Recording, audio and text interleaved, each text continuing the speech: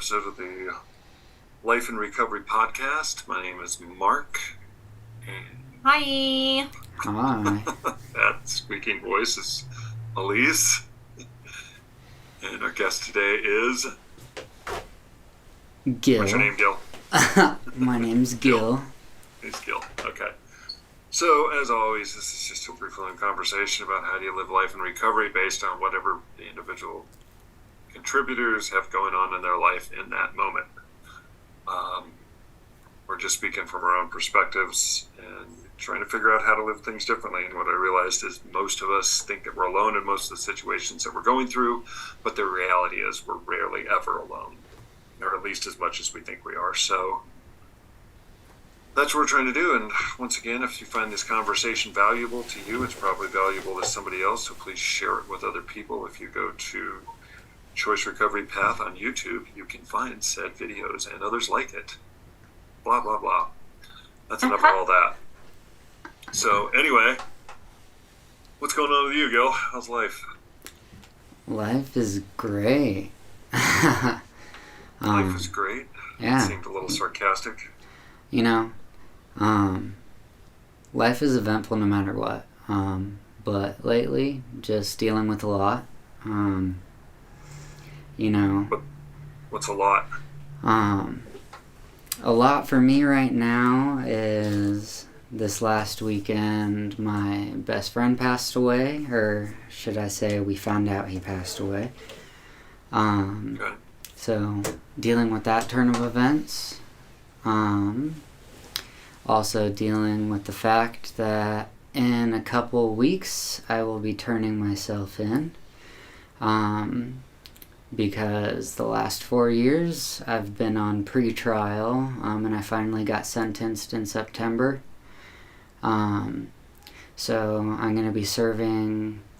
I was sentenced to 1 year and a day, but with the time I've already served, and good time, because there will be good time.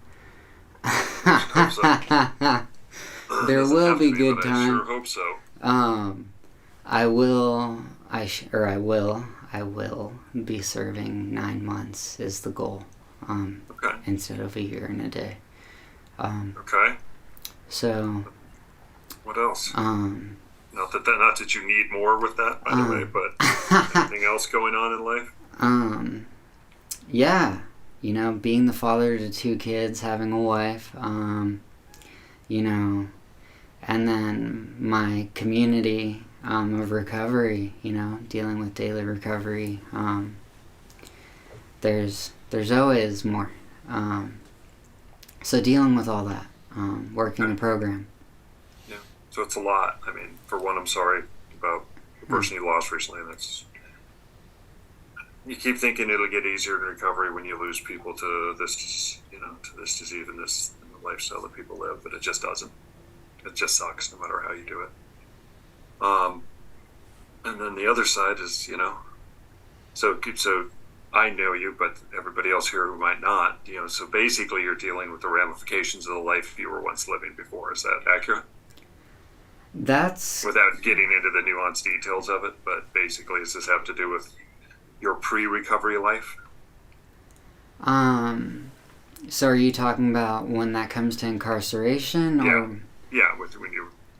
Because it's interesting. I mean, that actually flows in with both situations to me. How do you mean? Is like what I'm realizing. What do you mean?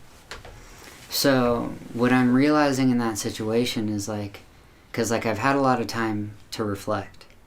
And what I mean by that is I'm dealing with that in the situation of, I'm going to be incarcerated, and that's dealing with my old life, right? But then with my best friend passing away, in the last few months, I've been struggling with helping him with his constant relapses and him struggling with his addiction. And that amount of time, I had started going to Al-Anon meetings. And What brought you there? Working as a community support worker brought me there. Okay. But the thing is, what I mean by that bringing me to my life before is I never thought that I would be in the position of seeing how, I once affected my family in a certain way, and now I'm seeing it from the opposite side now. Now I'm affected by an addict in that way. So it's like I had to step back from enabling. So like that's how I see it in two ways. Does that make sense? Totally. Super full circle of, Extremely full circle. seeing it one side and then experience the other side. So, I mean, there's so much in what you're going through right now that I've got a lot of questions that I'm super curious about. At least, please feel free to jump in at any point. But like, the reality is we end up dealing with the damage of our past, which, it is, which I personally experienced and what you're talking about is. So for just for context, you said you were in the court system for 4 years. So in that 4 years, you got clean. You figured out how to start working a program. So you tell me, what were those 4 years like? I don't want to say it for you, but. So those 4 years were, I go in reluctant because I didn't want to be in at the beginning. Going in feeling like I'm special. No one could relate. No one could understand. I thought I was different. And then sitting in meeting after meeting and then realizing, oh wait, people can relate. People understand how I'm feeling. I'm not special and I'm not alone. And then once I realized that, then I started building relationships. Starting to do service. Starting to become a member of not only society, but a member of a community. And then becoming a service junkie. Doing, a ton of things within the community of NA. And then, once I got my year, doing a ton of stuff with H&I. And then diving into that as much as possible. And, getting a solid career, or what I thought was a career, but the thing is not enjoying it. And luckily once that ended, then after 3 years, once that ended, I was blessed to actually have a door open with an amazing organization and follow the path to becoming a community support worker and a CPSW. And actually do what I love to do, which is actually help people that are struggling with addiction. And which is opening up more doors, towards getting, the LSAA and stuff like that. Yeah. Yeah. Okay. So a lot of acronyms you brought up. If people don't know what are, CPSW is a certified peer support worker, and LSAA is a licensed substance abuse associate. Different credentials of working in the field of behavioral health, basically. Correct. People struggling with mental health and substance use. So, so all that, it's a huge shift from the way you were living to what you're doing now. But now you're in a place where you mentioned having children, you mentioned having a wife. How are you dealing with the fact that you're going to have to basically you're going to be thoroughly detached from them, is the best way I could say that. How are you dealing with all that?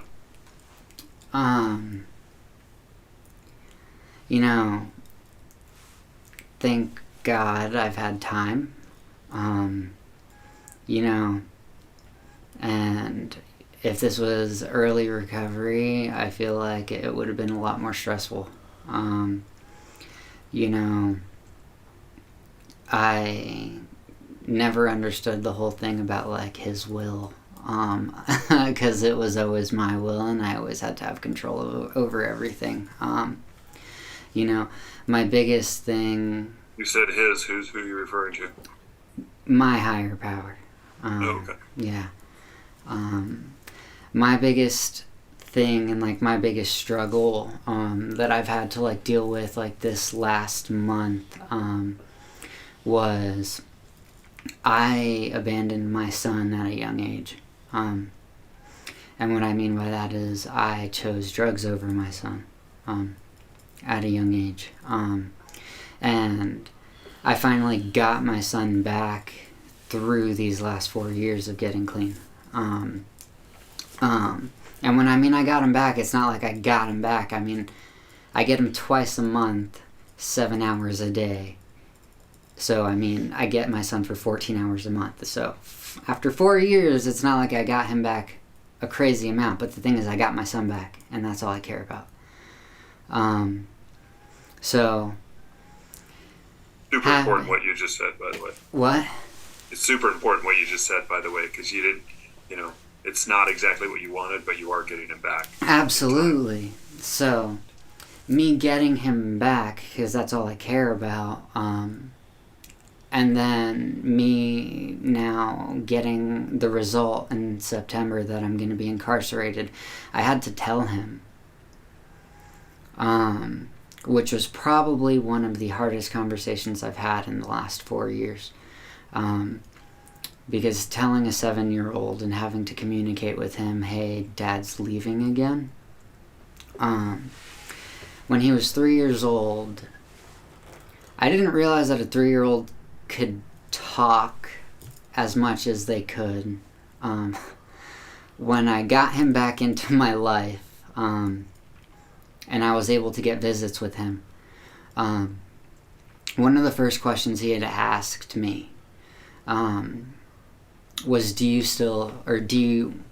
love me? And I was like, it made me emotional, of course, and I was like, yeah, why? And he was like, well, then why haven't you been there? And I was From a 3-year-old. Yeah, he was almost 4 at that time. He was almost 4. No. Yeah, he was about to turn 4. And at that point, I was just like, what do I say?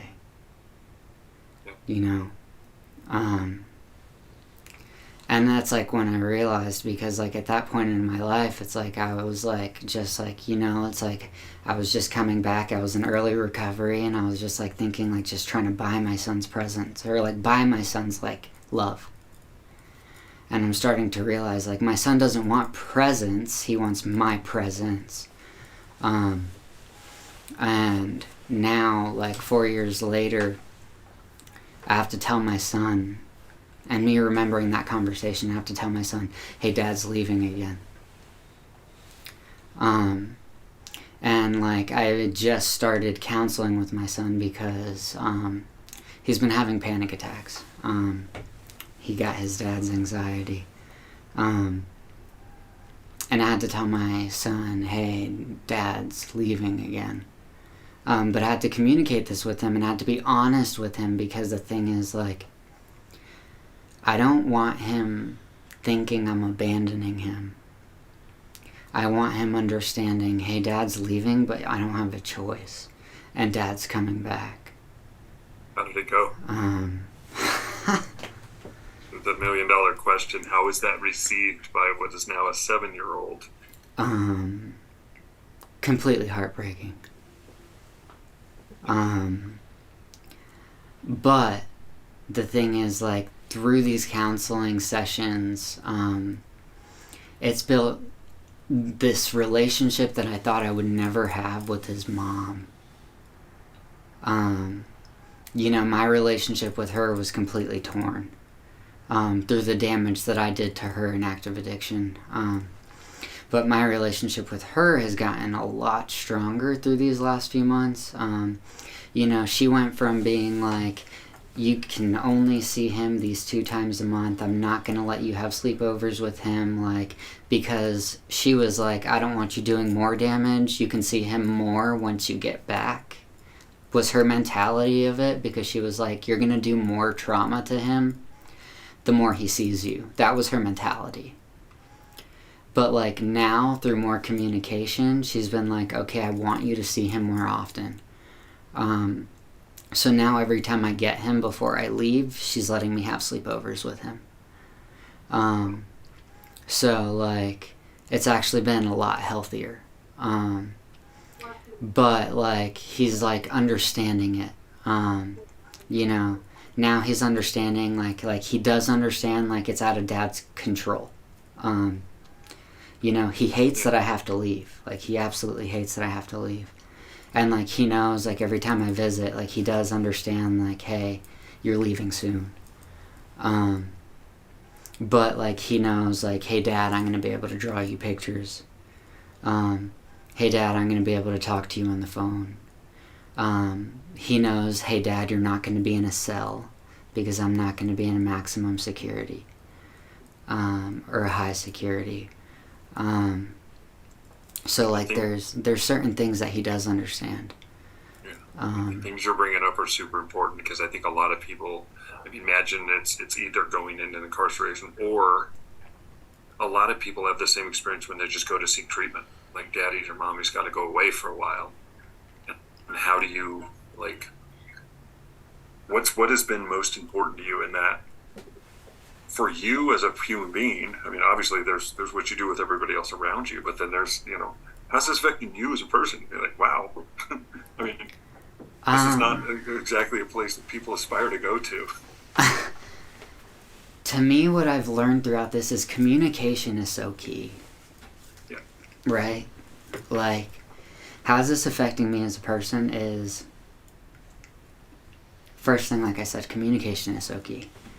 You know, so many people are like, man, Gil, like, if I were you, like, I would be falling apart right now. I'm not falling apart, you know. But I'm not falling apart because the thing is, like, I know everything's going to be okay. And I'm not falling apart because the thing is, like, I've built a healthy support system. I know my family's going to be taken care of. You know, but the thing is, I also know I'm going to be taken care of because, like, I'm going to continue working on my steps while I'm gone. Like, I'm going to continue doing what I know I need to do on myself, but I also know that, like, my family's going to be taken care of. You know, if I did what I was doing, I know I wouldn't be okay. Like, if I just isolated, you know, avoided my problems, you know, and just went into my shell like I have always done in my past, I wouldn't be okay.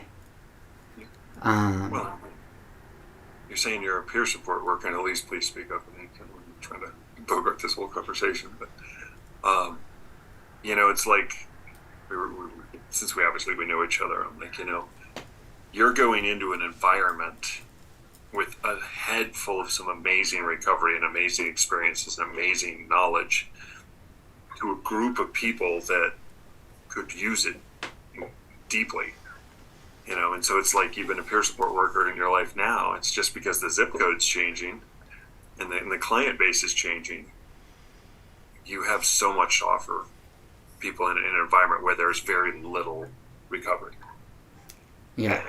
At best. And so, you know, not to try to put a shiny light on it, but the reality is you can, you know, make a huge impact on it. Did you ever think about it that way? It's actually funny. Like, it's funny that you, like, think about it that way, because, like, I've been incarcerated before.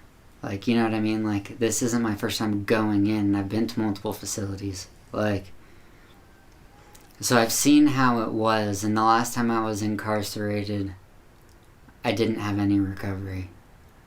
So, like, I've seen what the mentality is, like, in there. But, like, these last 4 years, I've, like, thought about it that way.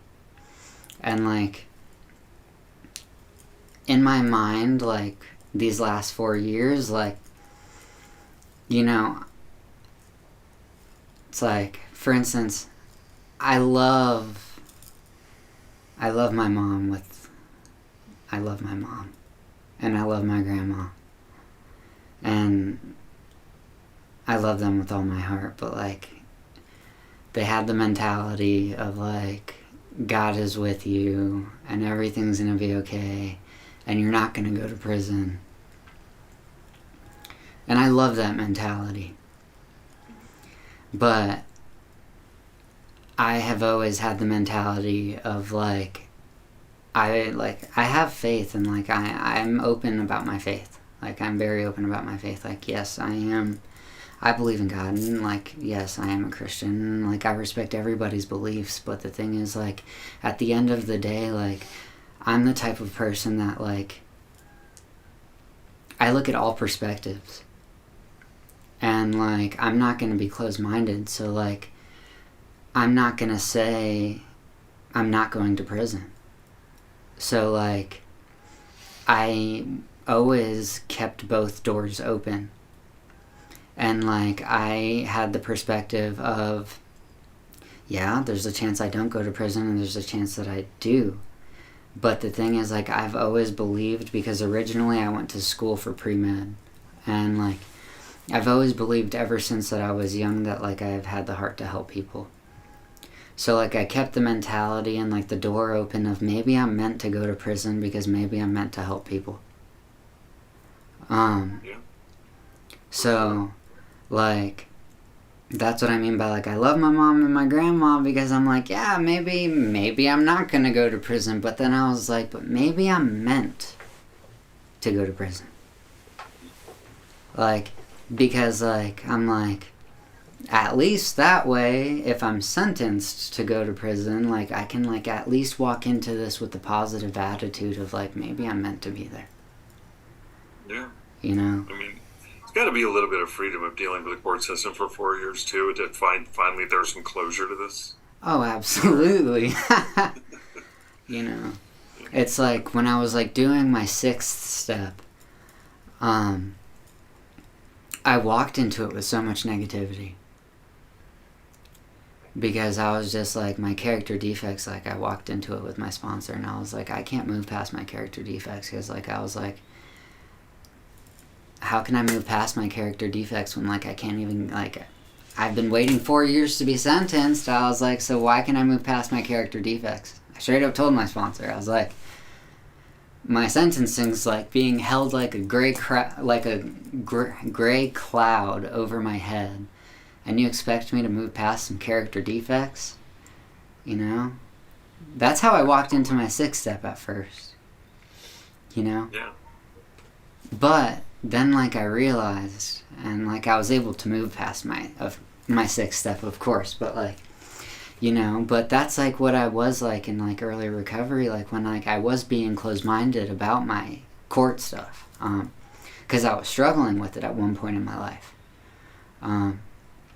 But then like, finally I did have closure over my court stuff, and I was able to move past it and actually like realize like, maybe you can turn this negativity into positivity.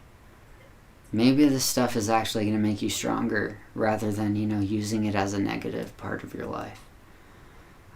Sure. You know? Your take on all this, Elise? We haven't heard much from you today. Because it's just fucking so wild to me. Like, I can't, like, every time I hear, like, Gil talk with a positive attitude about these experiences, it's just mind-blowing to me. Like, I can't wrap my head around it. I can, like, go to the grocery store and they're out of my brand of tea and I throw a fucking fit, you know? And so what I feel the most when I talk to Gil is gratitude, and how much like the work on recovery shines through, and it encourages me, and it helps me to be like, all right, what am I looking at today that I can get some gratitude around, and you know, because there always is something if we choose to search for it. And it takes a lot of effort to like to do that, to shift into a perspective like that, you know. And it helps me. Well, and it's like, I guess this is the reason, that one of the reasons of like that I go to meetings, is to get this sort of like perspective shift of other people's experiences and moving forward. And I guess, you know, and we all do that for one another. I mean, I remember when I was brand new to recovery and hearing Mark's story about dealing with fear. And, you know, and that was inspiring to me. It's inspiring for me to, like, because it's easy to be clean when things are going well, you know, and the few people who decide to stay clean no matter what, like really, really no matter what, and I see that, is what helps me to keep going. And I know people have said the same for me, so I know it goes both ways, you know, and that's how we support one another, you know, like the more and I think that's why, like, you know, you guys were talking about like being of service, how important it is, and, you know, not to see it as something selfish, but when we are of service, we get it back, you know, like, because we help other people, we are also helped and taken care of. And that's probably like the best thing about recovery for me, is that's like, you know, a lot of times that's just my higher power, is a 12-step program. The rooms is my support group, you know, because I know, like, I'm always safe. Like, I could lose a job, I could lose an apartment, I could lose a car, I could lose a family member. I've lost loved ones to addiction, and I have this like safety net that I can fall into, you know, but it's a safety net that took a lot of work, right? Like socializing wasn't easy for me. I don't know how it was for you guys, but it was not easy for me at all in recovery, because it was fucking awkward and it was new, you know? Yeah. But I had to keep doing it, and I was so glad that I did it, because then I got more comfortable with it, and I created that safety net that I've fallen into, and people have helped me and carried me through it, you know. And I hear that you saying that a lot too, Gil, as the support, how important that aspect is. It's funny because, like, a lot of people, you made a good point, Elise, is that, like, you're in a place where you just lost somebody close to you. You're going through call it what you will. It's a shitty situation that you've got to go deal with. You know, granted, it may not be the worst of the worst, but it's still incarceration, which sucks. And, you know, you're making an active choice to see it in the most positive light that it probably can be shed on. You know, and I get stuck on certain ideas, and one I've been stuck on recently is everything in my life a story? Like, is there any part of my experience that I have as a human being that's not just a story I create in my head? You know, I think this way, because Elise did that, or, you know, I lost my job because of this, or, like, every single interaction I have in my life is my perspective towards it is based on a story I create around it. You know, so Gil could be sitting here creating a story of, this is the doom and the worst thing ever, and this is bullshit, and I shouldn't be here, and 29 other versions of you know, how woe's me. But honestly, I'm not hearing you say that, and I haven't for a while, because I do see you somewhat regularly. And this whole time, because I've actually watched you in this 4 years since we know each other, Mm-hmm. you know, take an attitude to this that is not common, but I think is possible. Like, you could attach whatever story you want to this experience. It could be shitty, or it could be, you know, the most optimistic, positive thing you can make. And that's the cool thing I like about this idea is if everything is a story, then that means that I can write this story and script it to whatever I want it to be. You know, and I'm not saying just blowing sunshine up your ass type idea. It's not what I mean, but like, you can take your perspective to this in any way you want, because you said something super early in this conversation that stood out to me, because I remember it. It's like, you know, you were put in a position that, you know, being locked up, maybe it is a good thing. Like, I remember going through a very similar situation and being, you know, granted I didn't have any recovery at the time, but, you know, I think we are who we are even while using, you know. Yeah. You know, they say, like, money and drugs basically just amplifies who you already are. So if you're an asshole, then you're just a big asshole. But if you're a good person, you are probably a good person using. You know, and I do remember being locked up and spending some time with some people that I know, you know, hey, dude, you don't have to do this. You can be a better person. You can be a better dad. And I think a couple of them actually had a little change of perspective, you know, because of the conversations we had. I'm not saying that it was me, but, you know, you can do that as well. It's like the attitude you bring in, and the opportunity you have to make a super positive impact on people's lives when they're in the shittiest place they could be at could be amazing. You know, coming out on the other side of this, you could have a really super positive impact on their lives, and as a result have one on your own. That makes sense? Oh, absolutely. You know? And, you know, and I'm sorry to hear about your good friend that passed away. You know? It's been an experience with that situation. Say it again? I said it's definitely been an experience with that situation. Which one? With my best friend. Yeah. Say more, what do you mean? What does that mean? I mean, I know. Just don't want to assume your answer. You know, I mean, as they say, there's like stages of grief.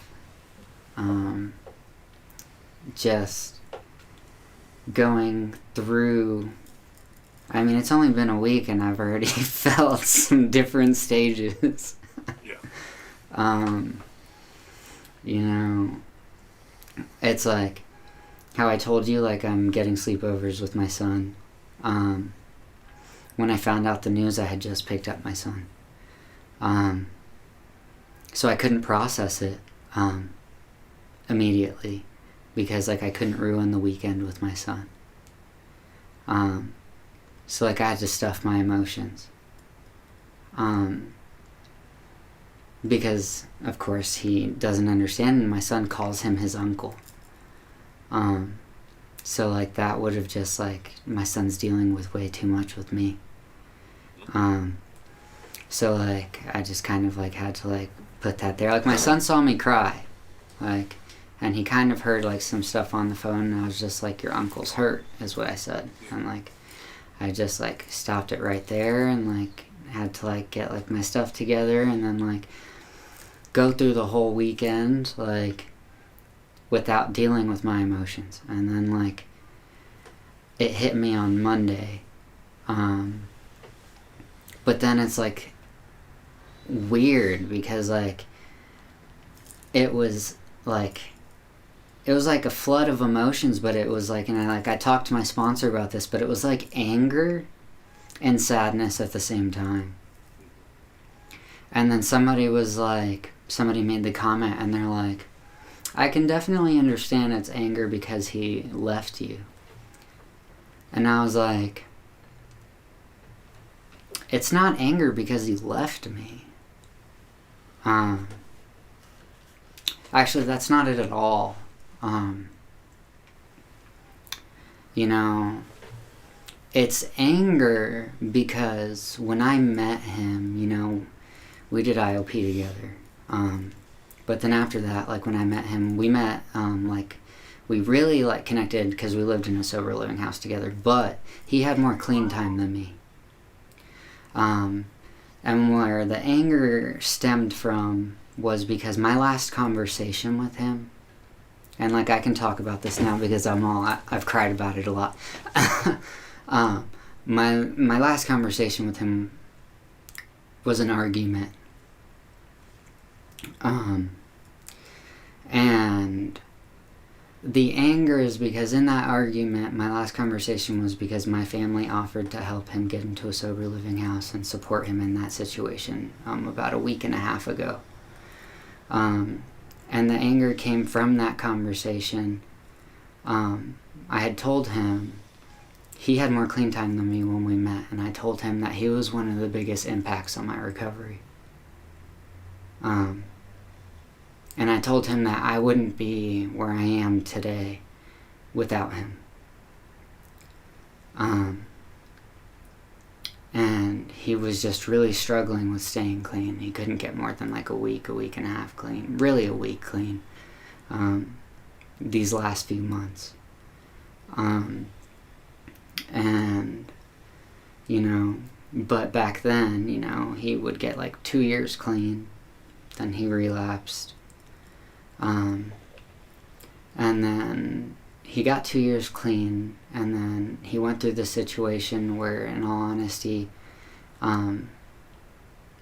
he got into a car accident where it affected his daughter in the wreck, and then he was like, I'm never gonna drink again, and then he got 3 years clean. And then he went through this situation, but the thing is, like, he was the type of person that when we went through recovery together, like, he worked a strong program, and he was the type of person that would be like, that person's relapsing because they're not working a program.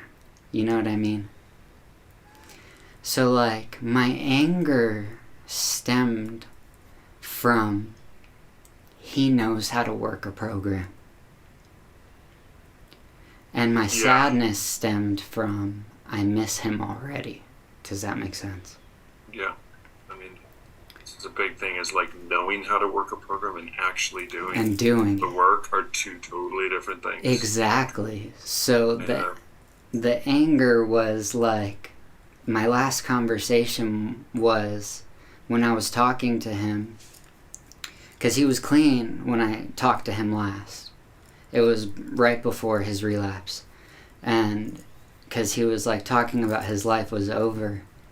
And I was like, your life's not over. This is your chance of restarting. You know how to work a program. You know what to do. I've seen you do it. You've done it. Let's do it. And yeah, I mean, so like then once he passed away, like all of these like emotions just hit me at once. Like, yeah. Yeah. You know, I'm guessing feeling some level of responsibility. I coulda, woulda, shouldas, and oh, absolutely. All that. And it's like he had his own path. I mean, from one person to another, you didn't have any control over that. You know, he had his own path to walk. I mean, it's like I had a friend of mine a few years back who was brilliant, literally like 3 master's degrees, PhD in clinical psychology, just had all of the technically information, but when, a marriage went bad, things went wrong, she ran back to what she knew. And the end of that, was she OD'd. Mm-hmm. And it's hard information without the application of that information.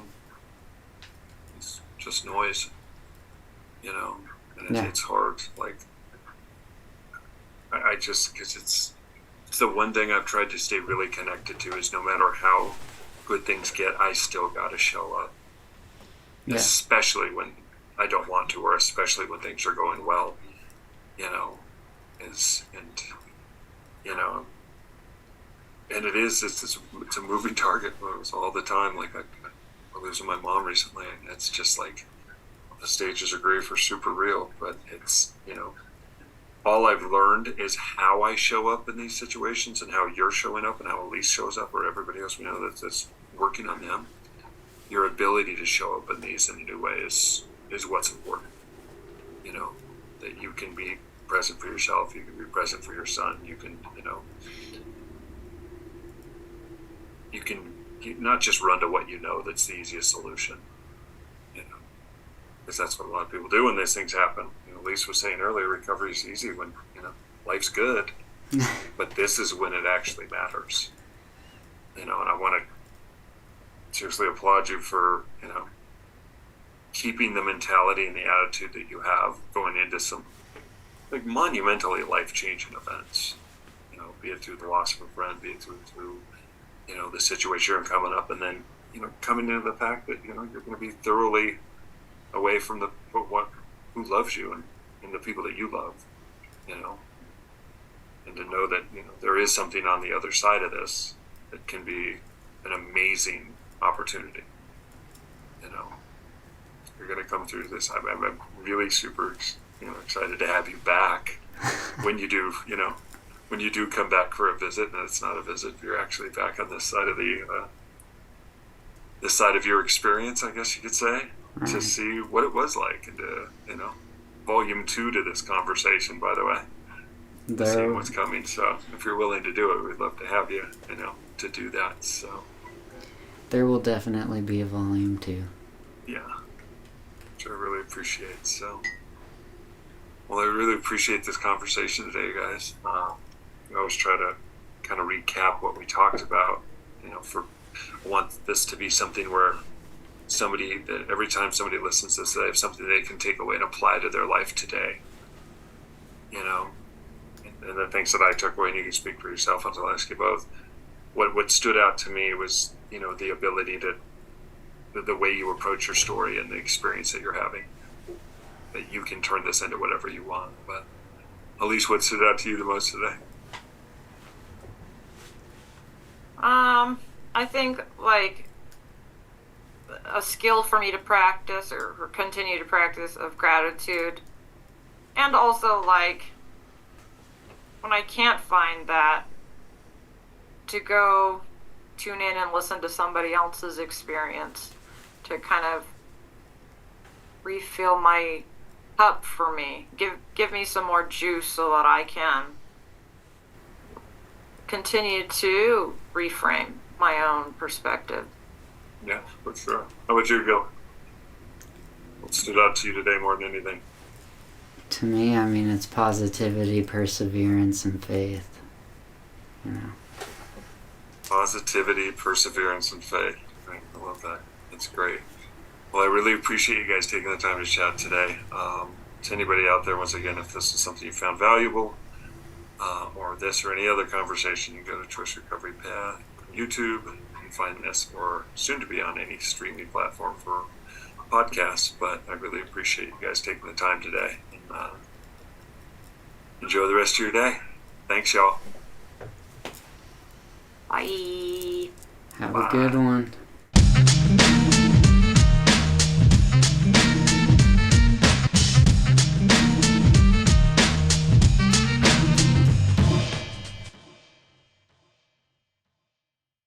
All information and other content supplied or communicated in or through this video is for general informational purposes only and does not nor is intended to constitute legal or medical advice. Any viewer of this video should contact his or her own attorney, doctor, or other applicable advisor or practitioner to obtain legal, medical, or other applicable advice with respect to the accuracy, reliability, or potential application to such viewer of any matter discussed or portrayed in this video. Please do not act or refrain from acting in any way based on any information or content supplied or communicated in or through this video. The views expressed during this video are those of the individual presenters only and not those of Choice Recovery Path LLC or any of its customers, suppliers, or affiliates. Any liability with respect to actions taken or not taken by any viewer based on any information or content supplied or communicated in or through such video is hereby expressly disclaimed. All such information or content is expressly provided as is and free of any representation or warranty of any kind.